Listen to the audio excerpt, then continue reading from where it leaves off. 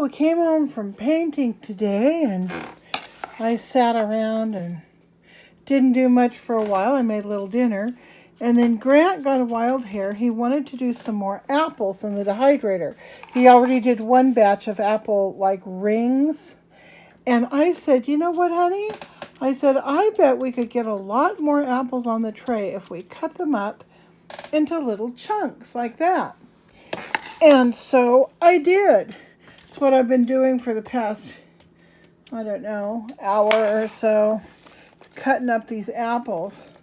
And these got dredged in cinnamon. So I think once these are dehydrated, they'll be really nice. I mean, just as like snacks, but also you can reconstitute them if you're going to make an apple pie or apple crisp. Also, putting them in your oatmeal or whatever. I think that these are going to be very useful. So I should have a full dehydrator's worth here in just a little bit. And when they're done, I will show you how they turned out. So I made that video like a couple of weeks ago, right? This is all we have left. We had, I don't know, 2 or 3 big half-gallon mason jars full of the apples, and they are, we ate them. They're gone. These things are so good. These have the cinnamon and a little bit of sugar.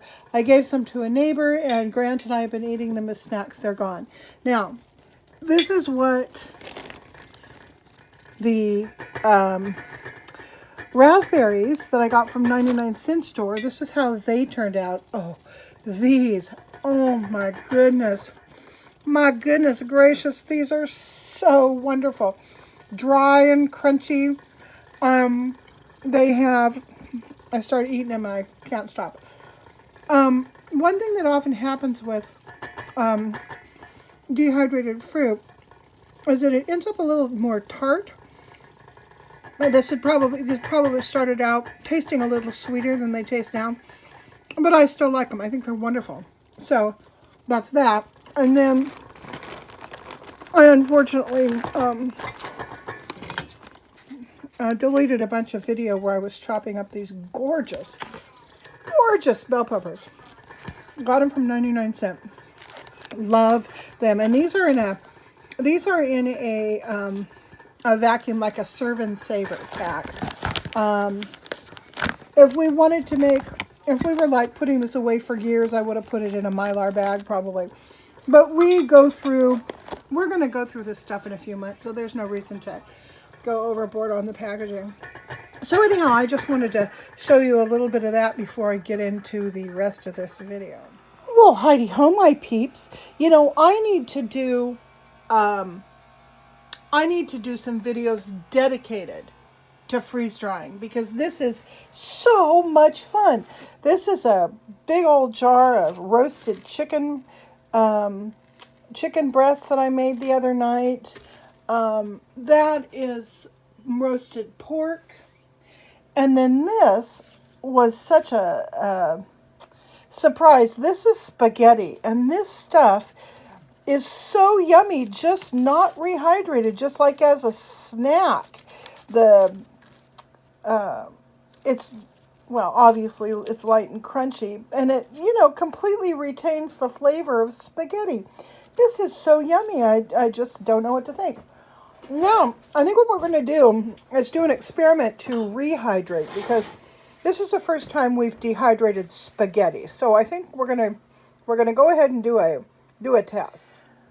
So take a look at the how this turns out. Okay, here's a chunk of pork, right? It just breaks apart. Is just as light and crunchy and crispy as it can be. There is no water content left in there at all.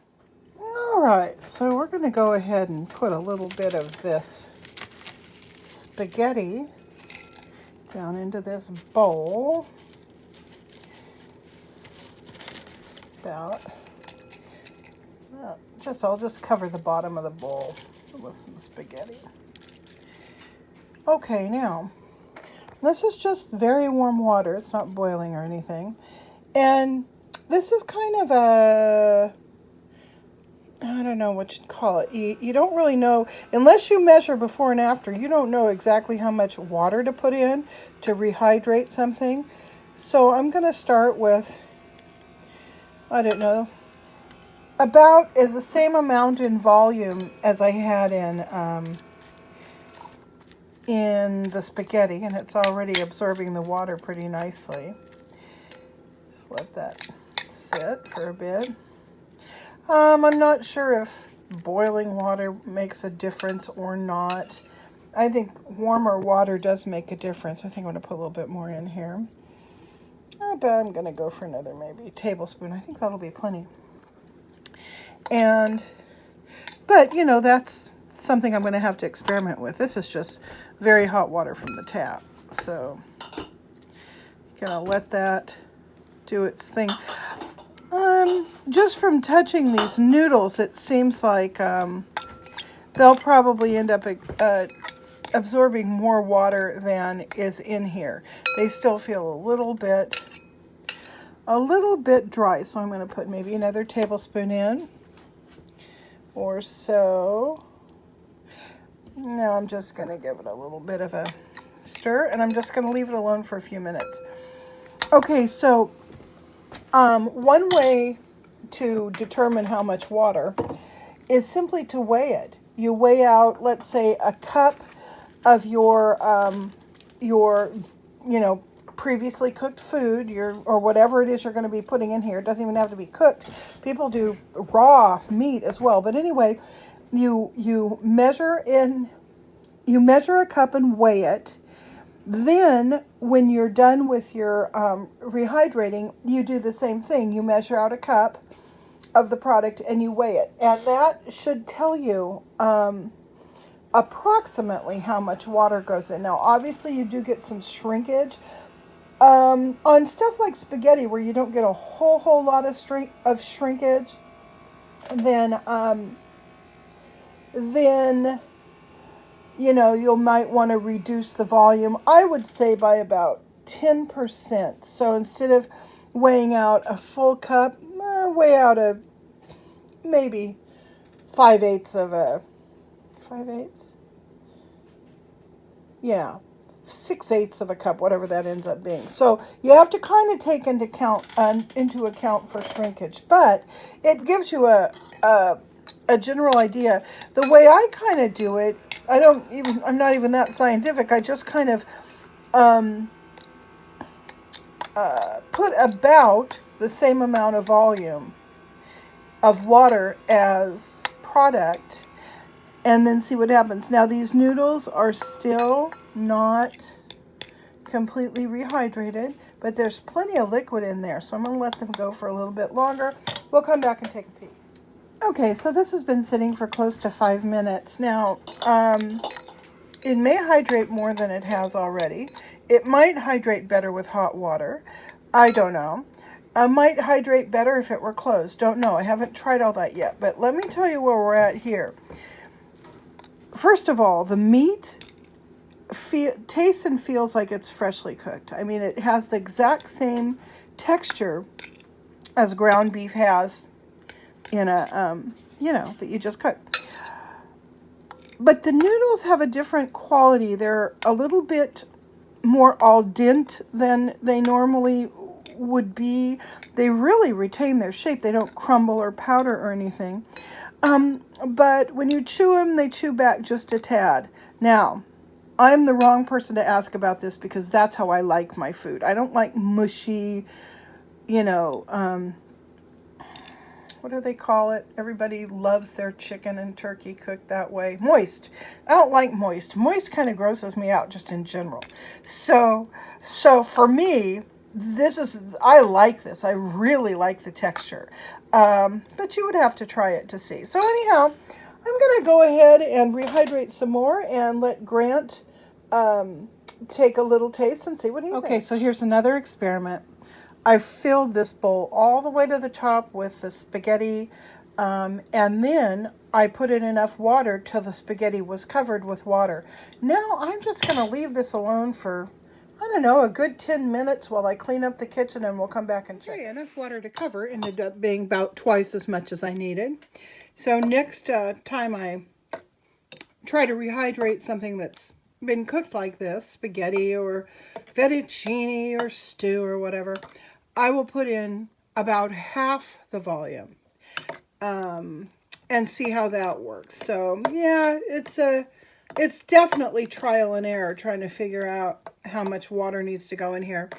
But as spaghetti soup goes, this is pretty good. It really turned out nice in terms of taste.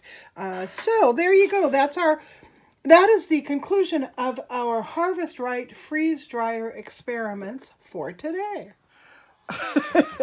so so Nick is giving it a try. This hydrated up nicely. You want to put the bowl down just a bit. So, see, yeah, it hydrated up really well. I added more to it. So what do you think? What's your opinion?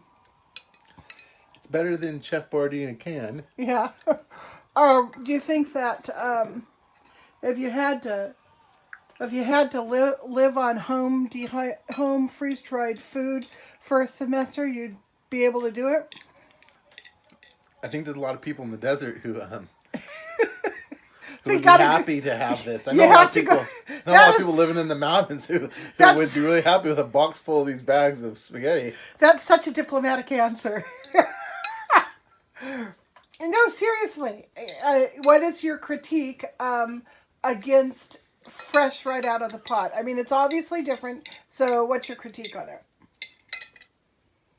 It's real easy. It's real easy.